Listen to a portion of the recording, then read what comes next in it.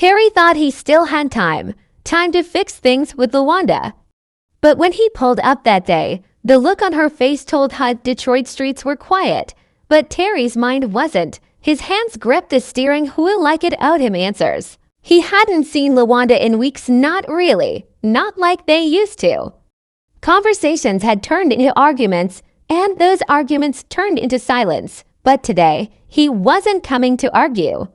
He was coming to see his son. That's what he kept telling himself. Terry's black Chevy pulled up outside Lawanda's duplex. The engine cut, but the tension didn't. He sat for a second, watching the front door. No movement, just the sound of wind brushing dead leaves along the curb.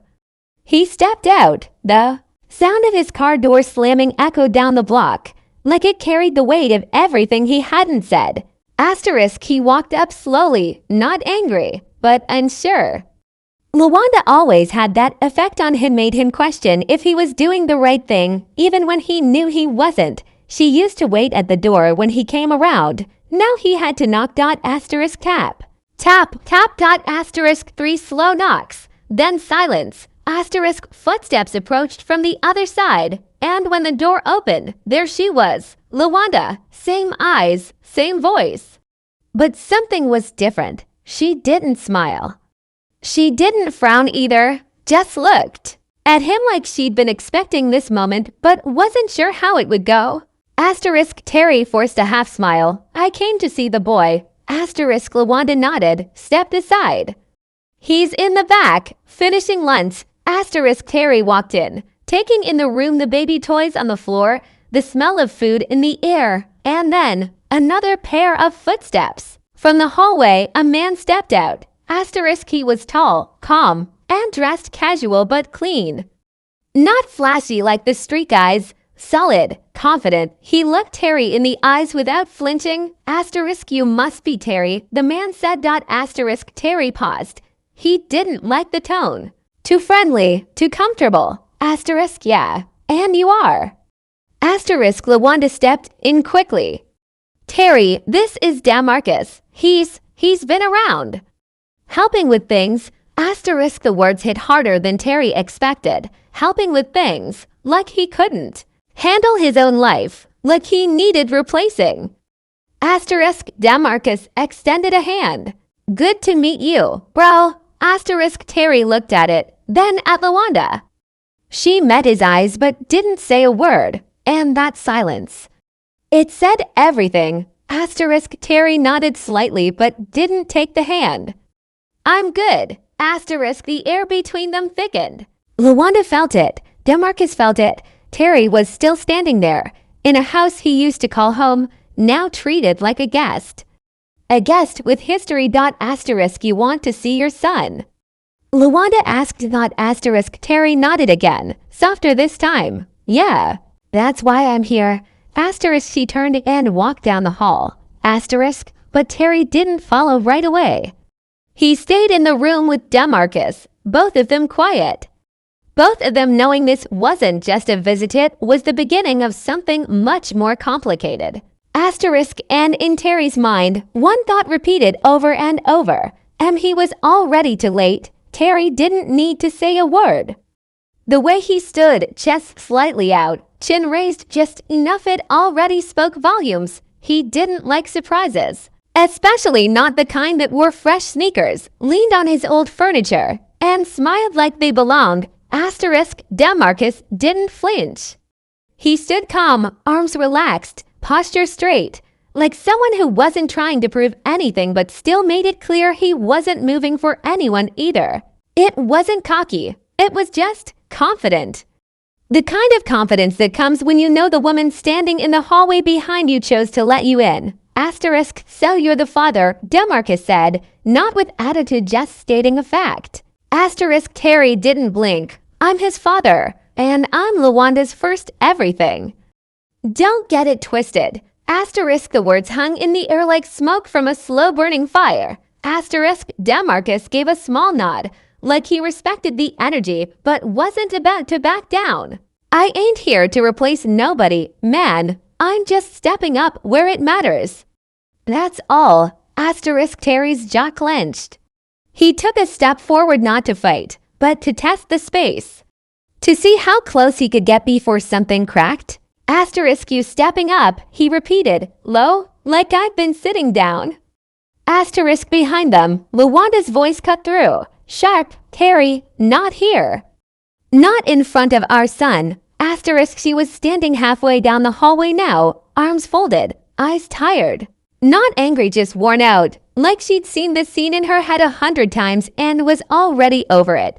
Asterisk Terry looked at her. Then at Demarcus again. Asterisk I ain't gonna argue, he said, voice tight, I just came to see my boy. That's it.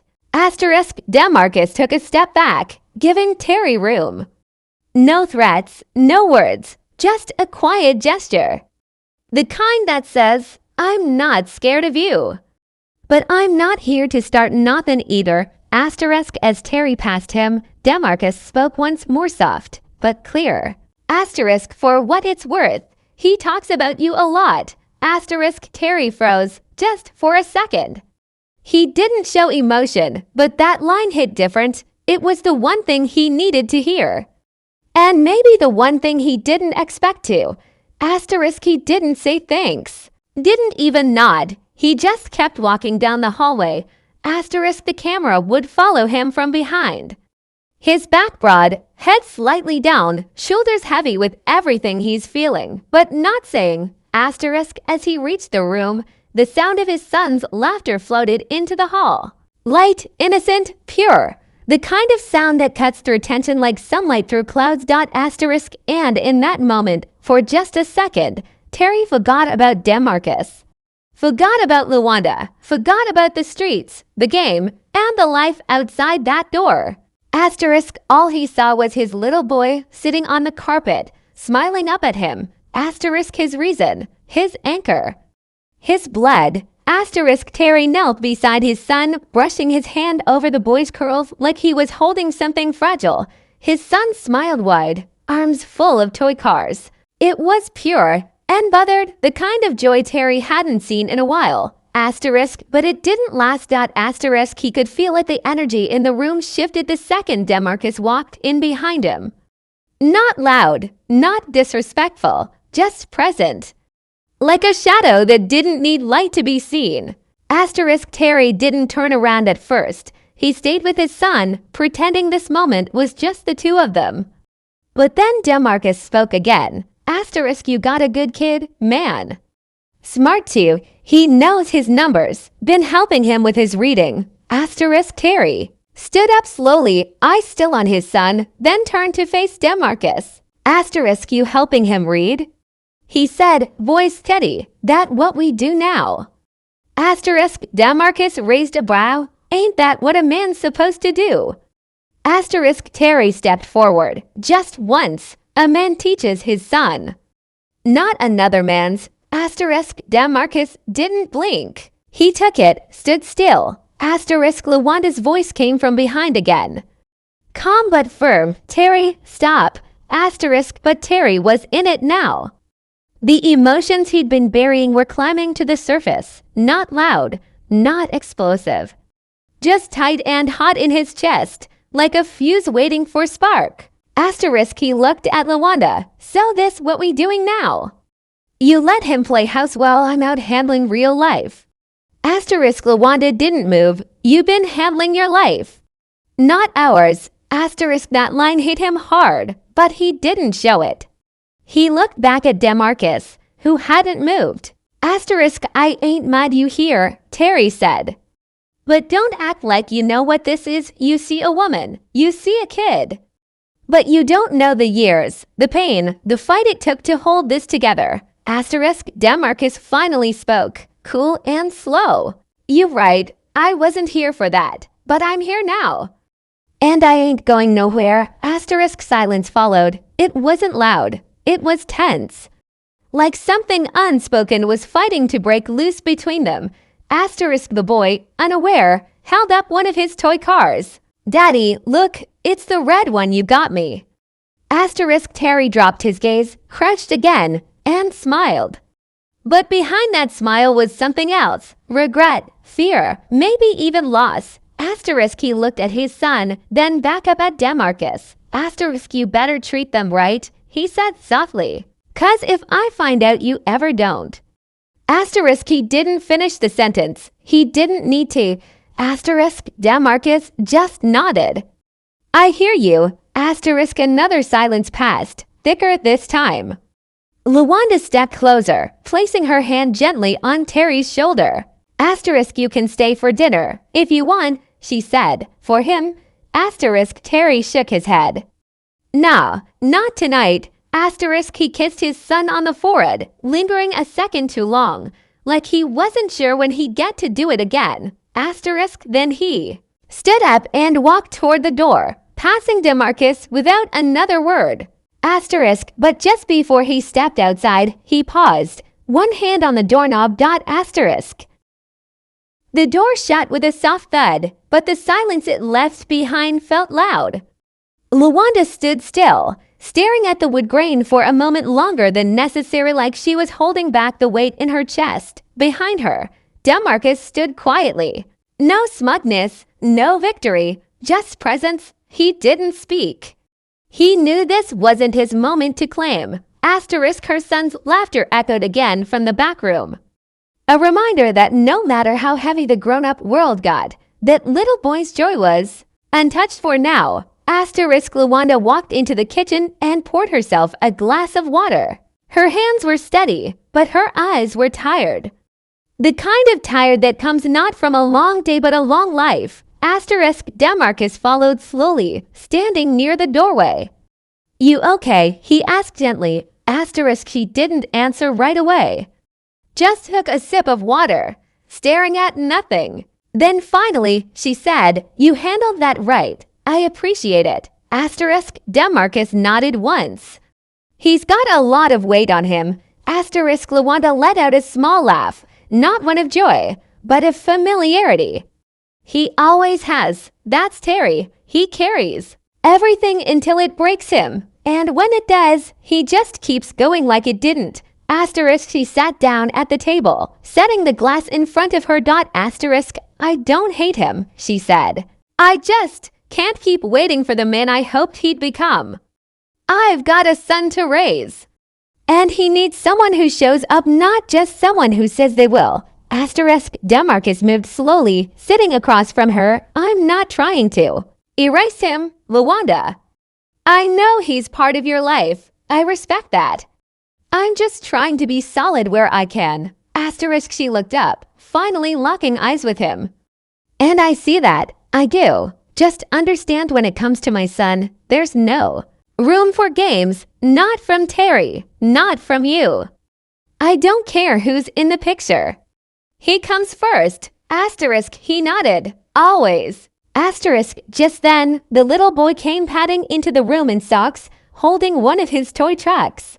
He climbed into Lawanda's lap like it was the safest place on earth. Asterisk Daddy said he'll see me soon, the boy said. Asterisk Lawanda kissed the top of his head. He will, baby. He always will. Asterisk the camera would stay on that moment. No faces shown, just the mother and child. Soft shadows cast by the evening light coming in through the kitchen window. Asterisk meanwhile, outside, Terry sat in his car again. Asterisk but this time, he wasn't starting the engine. Asterisk he just sat there, staring at the steering wheel, lost in thought. The same hands that once ran product across city lines, the same hands that built an empire now clenched tight, full of emotion he couldn't name. Asterisk narration comes in slow. Asterisk Terry had made money. Made moves, made enemies. Asterisk, but he never thought he'd live long enough to lose what mattered most without a single shot being fired. Asterisk the keys never turned. The engine stayed quiet. Asterisk instead, Terry leaned back in the seat, eyes fixed on the rearview mirror, not looking at traffic, not even at the house, just at himself. Asterisk the reflection of a man torn between two worlds. Asterisk one built on loyalty and power. Asterisk and one slipping through his fingers. The sky over Detroit turned darker, stained with heavy clouds. Streetlights flickered on one by one, as if the city itself was bracing for something. The kind of night where people either stay home or go hunting for what's theirs. Asterisk Terry was still in the car. Asterisk still parked outside the home that used to feel like his. Asterisk he had moved weight across state lines, talked his way out of federal heat, built an empire from scratch. But this, watching another man inside a house where his son slept at, was a different kind of war. One that couldn't be won with muscle, money, or a loaded clip. Asterisk narration. Sets in low and cold. Asterisk this wasn't about pride no more. Asterisk it was about purpose. Asterisk and Terry. He was starting to forget who he built it all for. Asterisk he finally turned the key. The engine rumbled to life, but he didn't hit the gas. Not right. Away, asterisk his phone buzzed once in the center console.